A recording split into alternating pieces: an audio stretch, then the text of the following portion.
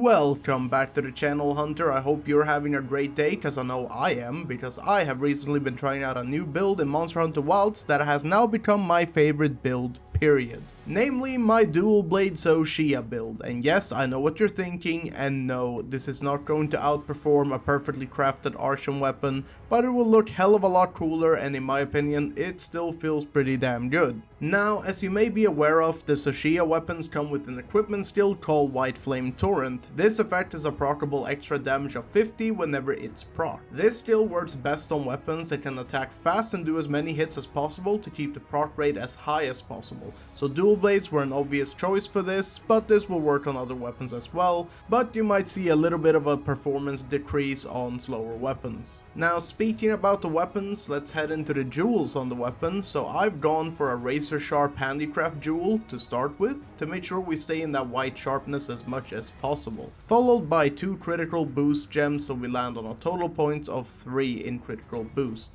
as you will have a 3 slaughter, a 2 slaughter, and a 1 slaughter on this weapon. And earlier I mentioned the White Flame Torrent proc, and in this build we're gonna be taking advantage of that proc, so I've gone with a 4-piece of the Guardian Rathalos set. This gives us a total of 4 points in weakness exploit right from the get-go, and access to the 4-set bonus Scorcher 2, which will enhance the proc damage of the White Flame Torrent from 50 damage up to around 98 damage instead. As for the 5th armor piece, we're gonna go with the Misutsune legs to gain 2 points in burst plus the chain charm, so we get a total of 4 points in burst. Now, the really annoying part with this armor set in particular is that it has very limited jewel slots. You will mostly have only level 2 or level 1 slots, apart from the Misutsune legs, which sports 1 level 3 slot. So the gems I've gone for are 3 counter jewels, 1 ambush jewel, 3 sprinter jewels, 1 protection jewel, and 1 tenderizer jewel.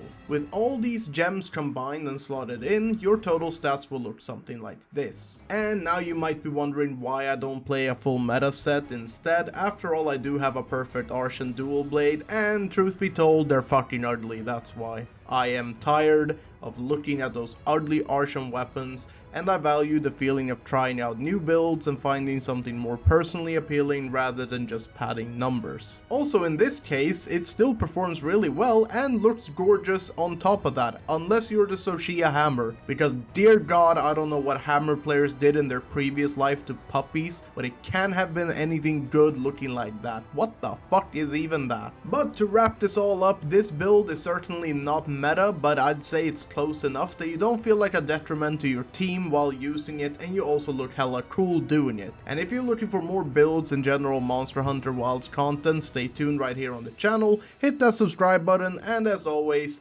happy hunting.